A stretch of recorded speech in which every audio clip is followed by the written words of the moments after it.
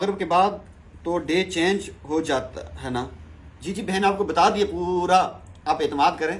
مغرب کے بعد عشاء کے بعد ہوا نا تو وہ پہلا دن ہے، تو اس لحاظ سے پھر وہی بتا رہے ہیں کہ بدھ اور جمعرات کی جو درمیانی رات ہے، بدھ اور جمعرات کی درمیانی رات کو آپ کے جا کے عشاء کے بعد ساتواں دن شروع ہو رہا ہے، یعنی اس رات میں بھی کر سکتے ہیں، اگلے جمعرات کے دن میں بھی کر سکتی ہیں۔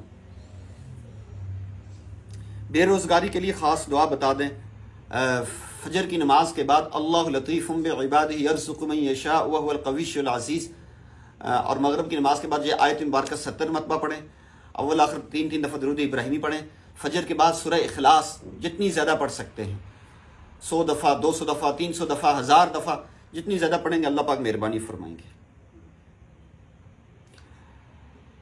السلام علیکم ورحمۃ اللہ۔ استاد جی، گھر میں چھوٹی چھوٹی باتیں ہوتی رہتی ہیں، شوہر سے بیان کی جائیں تو وہ آگے اپنی فیملی کو بیان کر دیتے ہیں، اس سے بہت تنگی ہوتی ہے۔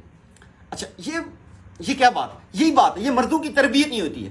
اب میں اس پر سوچ بچار کر رہا ہوں، آج کل کوئی بیچارہ میں کورس ڈیزائن کروں اور 1-2 ورکشاپیں کرواؤں مردوں کے لیے، خصوصاً جوان لڑکوں کے لیے اور مردوں کے لیے، کہ بھئی کس جگہ آپ نے بیوی کو ڈیفینڈ کیسے کرنا ہے۔ میرے پاس ایک بہن نے مجھے کہا کہ مجھے بات سن کے بڑی تکلیف ہوئی۔ انہوں نے کہا کہ میرے شوہر آپ کے ساتھ اٹھتے بیٹھتے ہیں، سلام دعا ہے فلاں، تو میرے شوہر کے رشتہ دار آ کر ان کے سامنے بےزتی کرتے، میرے شوہر خاموش بیٹھے سن رہے ہوتے۔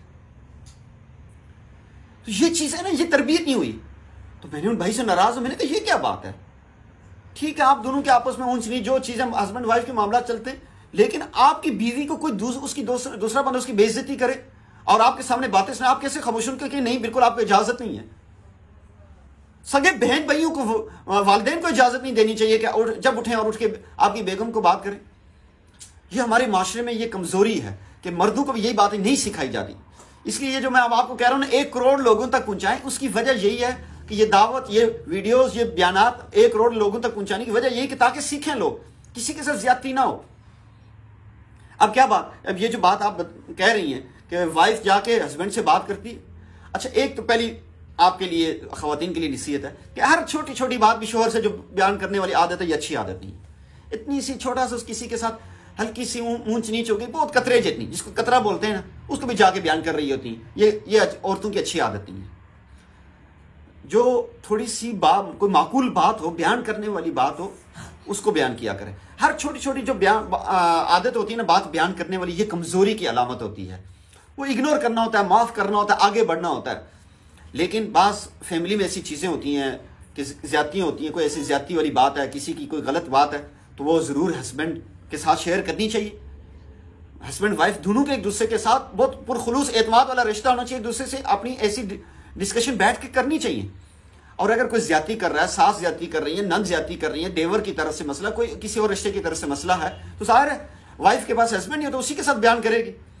اور انتہا درجے کی ناسمجھی ہے کہ وہ ہسبینڈ اپنی بیوی سے باتیں سن کر جا کے سیدھا پھٹ پڑے ماں کے سامنے، باپ کے سامنے، اور بہن کے سامنے، اور بھائی کے سامنے، یا رشتہ داروں کے سامنے، میری بیوی یوں کہہ رہی تھی۔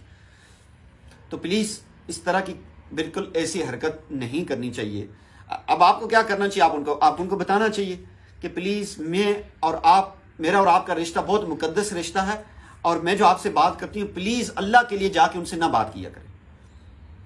چھوٹی چھوٹی باتیں آپ نہ بتائیں، جو معقول بات ہو اس کے بارے میں انہیں روکیں کہ پلیز یہ باتیں کریں گی آپ تو میں آپ کو نہیں بتا سکوں گا۔ اگر آپ کو نہیں بتا سکوں میں دنیا میں پھر کس کے پاس جاؤں گی؟ پھر ہر انسان کو چاہیے ہوگا، پھر مجھے کسی دوسرے کے پاس جانا پڑے گا، جا کے جہاں میں اپنا دل کا درد بیان کر سکوں۔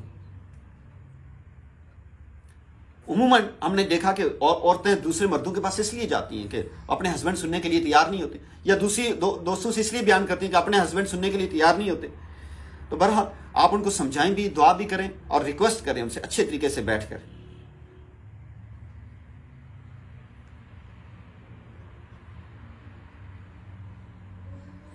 اللہ پاک مجھے اور آپ کو، ہم سب کو عمل کی توفیق نصیب فرمائے۔ ایک بات آیت بتا دیں، اللہ لطیف بعبادہ یرزق من یشاء وهو القوی العزیز۔ یہ میں انتظامیہ کے لوگوں سے کہوں گا کہ وہ لکھ کر گروپ میں بھیج دیں، ٹھیک ہے؟ باقی لوگوں کو بھی گروپ میں ایڈ کروائیں، خود بھی ایڈ ہوں۔ جزاکم اللہ خیرا کثیرا۔ تھوڑی دیر ذکر قلبی دروشی پڑھیں اللہم صلی علی سیدنا محمد وعلی آل سیدنا محمد وبارک وسلم۔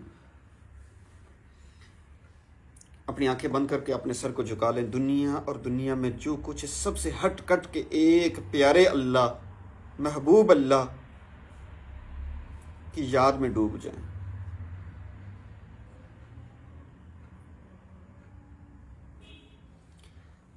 یہ سوچیں کہ آسمانوں سے اللہ جل شانہ کی طرف سے رحمت کا نور آ رہا ہے، دل کی ظلمت اور سیاہی دھل کے صاف ہو رہی ہے۔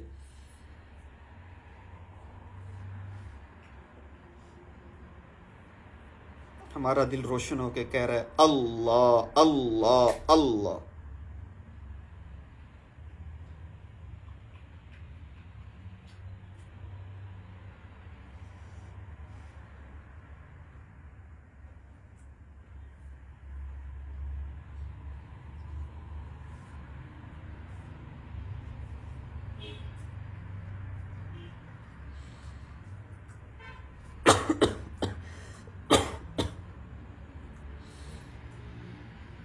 لا الہ الا اللہ محمد رسول اللہ۔ دعا کر لیجئے سبحان ربی العالی الوہاب اللہم صلی علی سیدنا محمد وعلی آل سیدنا محمد وبارک وسلم۔ ربنا هب لنا من ازواجنا وذریاتنا قرۃ اعین واجعلنا للمتقین اماما۔ رب اغفر وارحم وانت خیر الراحمین۔ ربنا لا تزغ قلوبنا بعد اذ هديتنا وهب لنا من لدنك رحمة انك انت الوهاب۔ اللهم اكفنا بحلالك عن حرامك واغننا بفضلك عمن سواك۔ اللهم اني اعوذ بك من الهم والحزن واعوذ بك من العجز والكسل واعوذ بك من البخل والجبن ونعوذ بك من غلبة الدين وقهر الرجال۔ اللهم إنا نسألك العفو والعافية والمعافاة في الدنيا والآخرة۔ اللهم إنا نسألك علما نافعا ورزقا واسعا وعملا متقبلا وشفاء من كل داء۔ اللهم ربنا آتنا في الدنيا حسنة وفي الآخرة حسنة وقنا عذاب النار۔ اللهم ربنا تقبل منا إنك أنت السميع العليم وتب علينا إنك أنت التواب الرحيم۔ آمين آمين آمين۔ صلى الله تعالى على خير خلقه محمد وعلى آله وأصحابه أجمعين برحمته۔